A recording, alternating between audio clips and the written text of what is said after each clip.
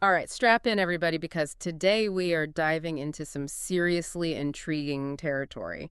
We're talking espionage, but with a paranormal A twist. fascinating combination, to be sure. We're cracking open declassified CIA documents all about their, get this, their investigations into parapsychology. It's kind of mind-blowing when you think about it. This is the CIA we're talking about. They're known for clandestine operations, hard intelligence, the whole spy movie world. Right. Not exactly the folks you'd expect to be dabbling in ESP and psychic powers.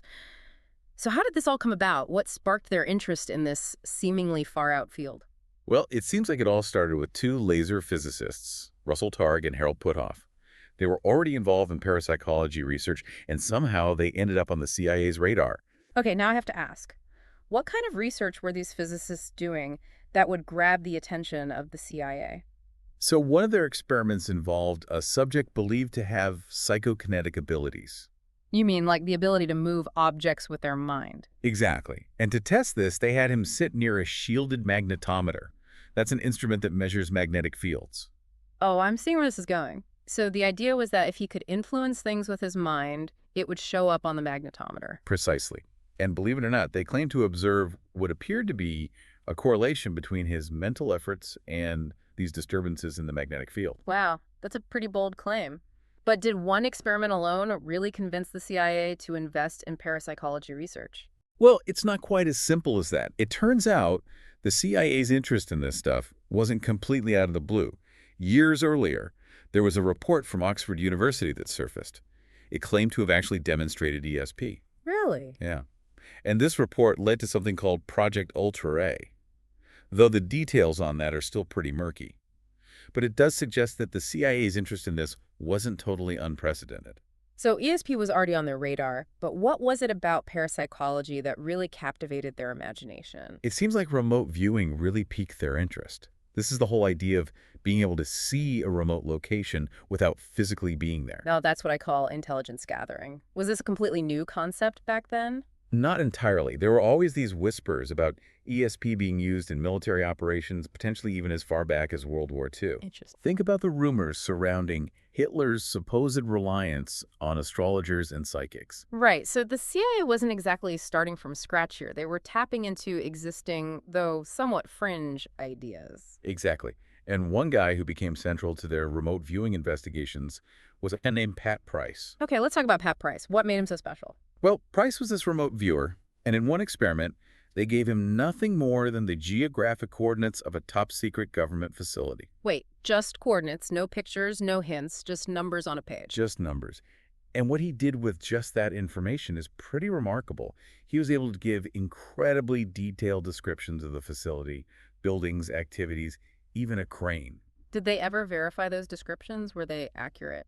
They were surprisingly accurate. In one case, Price described this remote location in the Soviet Union. He talked about a large gantry crane being built there, and he even sketched it. That's wild. What happened next? Months later, they got new reconnaissance data, and wouldn't you know, there was a gantry crane, matching Price's description almost perfectly. This was a real turning point for the CIA. They even briefed Director George Bush Sr. about the program. Wow. So this wasn't just a couple of agents messing around with Ouija boards in the basement then? Definitely not. They even ramped up funding and launched this whole joint program with the Office of Technical Services and the Office of Research and Development. Sounds like they were gearing up to deploy a whole team of psychic spies. Was it smooth sailing from there? Well, not exactly. Even with these intriguing successes, there was still pushback from within the agency. Some personnel remained skeptical, especially about something called the ESP teaching machine experiments. ESP teaching machine. Okay, now you have to tell me more about this. What in the world was this machine supposed to do? It was designed to test for, well, ESP, particularly precognition, the ability to see future events. Basically, this machine would cycle through 4 distinct states, and the subject had to guess which state it would be in. Sounds straightforward enough. What was so controversial about that? Well, the controversy stemmed from the results. The subjects were consistently scoring higher than random chance would suggest. So they were like, aha, proof of ESP. Well, not so fast.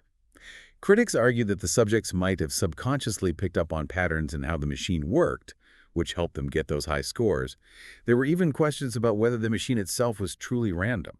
So even within the CIA, there were doubts, debates about whether any of this was really legit. Absolutely.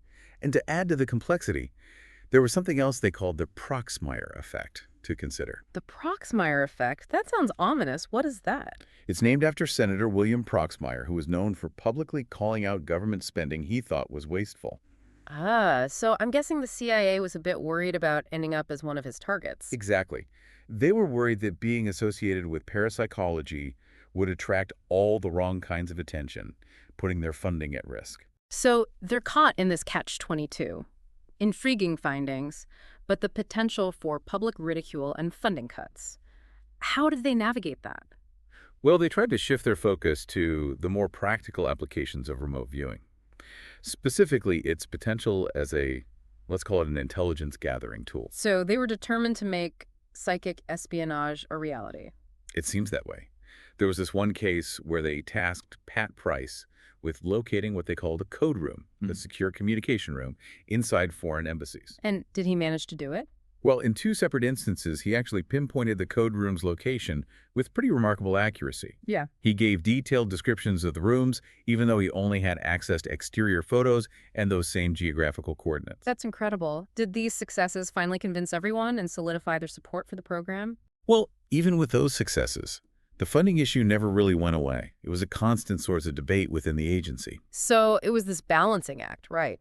Weighing the potential for a major breakthrough against the inherent difficulty of studying something so elusive. Exactly.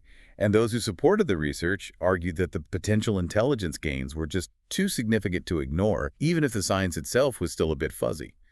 I mean, imagine being able to gather intel from anywhere in the world, completely undetected. High stakes, for sure. But what about the other side of the argument? What were the reasons for shutting down what seemed like such a promising program? Well, the critics often pointed to the inconsistencies in the research findings. Replicating those seemingly successful experiments, but in a controlled setting, proved to be a real challenge. There were just too many variables, too many unknowns, to say for sure whether it was really working. So that classic problem of trying to study something as unpredictable as psychic abilities using rigorous scientific methods. That's it exactly. And then, beyond the scientific uncertainty, there was another layer of complexity, the ethical implications. That's something I hadn't really considered. What kind of ethical concerns came up in relation to this type of research? Well, if we entertain even the possibility that remote viewing lets you see into places, maybe even into people's minds, it raises some serious questions about consent and privacy. Where do you draw the line? It's a real Pandora's box of ethical dilemmas. It's one thing to use these abilities, if that's what they are, to locate a hidden room, but it's quite another to potentially be able to intrude on someone's thoughts. Absolutely. And those are questions that people are still grappling with today. But to get back to your earlier question about what happened to the program, well, despite the initial excitement and those tantalizing successes, the CIA's foray into parapsychology did eventually come to an end. So what happened? Did they just shut the whole thing down? Not entirely. The research itself didn't completely disappear. Instead, it was moved out of the CIA and into other government agencies, like DARPA. DARPA, that's the Defense Advanced Research Projects Agency, right? They're known for supporting really cutting-edge science. That's the one. And the Air Force also got involved in the research. So the research continued, it just changed hands. Exactly. And interestingly, there are some hints that the Soviet Union's own interest in parapsychology actually played a role in this shift. You mean like a psychic arms race? They're looking into it, so we can't afford to fall behind. It seems that was part of the thinking, at least according to some internal memos. But regardless of who was in charge, the CIA's involvement, however brief it was, definitely left its mark on the field of parapsychology. What was the lasting impact? Did their research revolutionize the field? Well, it didn't necessarily lead to any major scientific breakthroughs, but it had a huge cultural impact. Think of it this way. When the CIA, an organization shrouded in secrecy, acknowledges even the possibility of psychic phenomena, it kind of legitimizes the whole field. So it went from being seen as fringe science to a more legitimate area of inquiry. Precisely. Once the CIA's research was declassified, it was like the floodgates opened. Suddenly, everyone was talking about ESP and remote viewing. There were books, documentaries, university courses, the whole works. It was as if the CIA's involvement had made it okay to talk about this stuff. So where does that leave us?